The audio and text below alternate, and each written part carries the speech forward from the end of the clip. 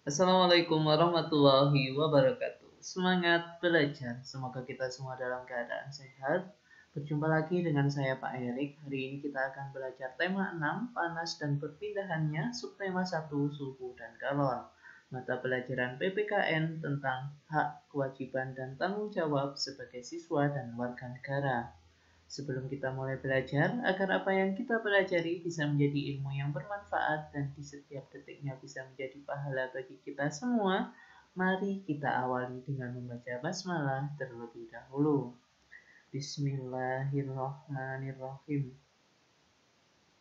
Oke, alhamdulillah. Tujuan pembelajaran pada pertemuan kita kali ini yaitu siswa mengetahui hak, kewajiban, dan tanggung jawab sebagai siswa dan warga negara. Kita langsung ke materi. Makna hak sebagai siswa dan warga negara. Pernahkah kamu menerima rapot di kelasmu?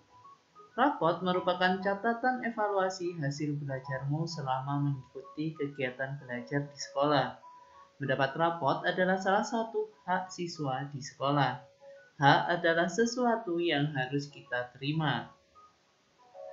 Hak siswa di sekolah antara lain yang pertama mendapat perhatian dari guru seperti diberi kesempatan oleh guru saat mengangkat tangan ketika bertanya. Yang kedua mengikuti pelajaran dan mendapat pengajaran. Yang ketiga mengikuti pemilihan atau dipilih menjadi ketua kelas. Selain sebagai siswa, kita juga memiliki hak sebagai warga negara. Hak sebagai warga negara adalah hak yang didapatkan sebagai salah satu warga negara Kesatuan Republik Indonesia. Oleh karena itu, hak warga negara dilindungi oleh pemerintah. Berikut adalah hak-hak yang dimiliki oleh warga negara.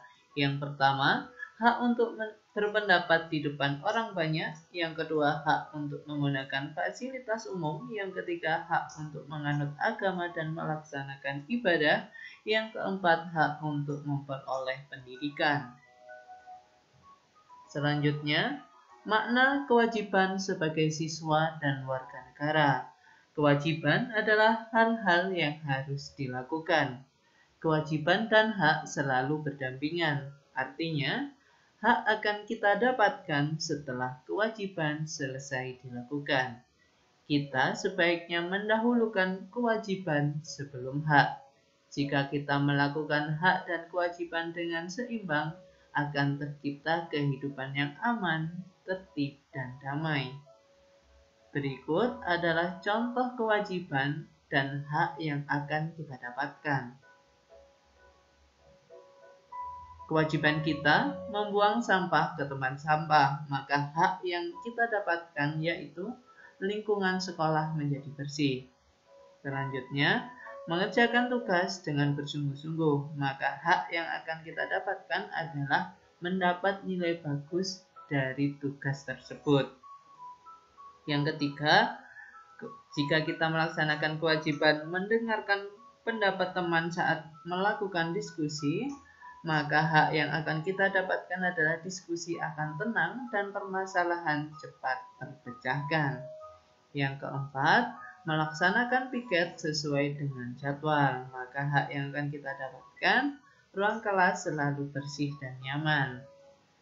Yang terakhir, bertanya kepada guru dengan santun, maka kita akan mendapatkan hak mendapat jawaban dari pertanyaan tersebut.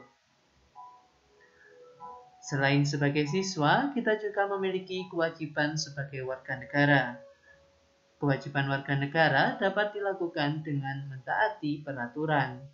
Berikut adalah kewajiban yang harus dilakukan oleh warga negara. Yang pertama, mentaati peraturan lalu lintas. Yang kedua, menjaga kebersihan fasilitas umum. Yang ketiga, mendengar pendapat orang lain saat musyawarah. Yang keempat, membayar pajak dengan tepat waktu. Yang kelima, menghormati pemeluk agama lain yang sedang beribadah.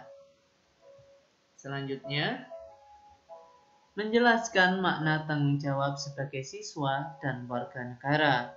Tanggung jawab merupakan sikap menyadari dan siap melaksanakan tugas.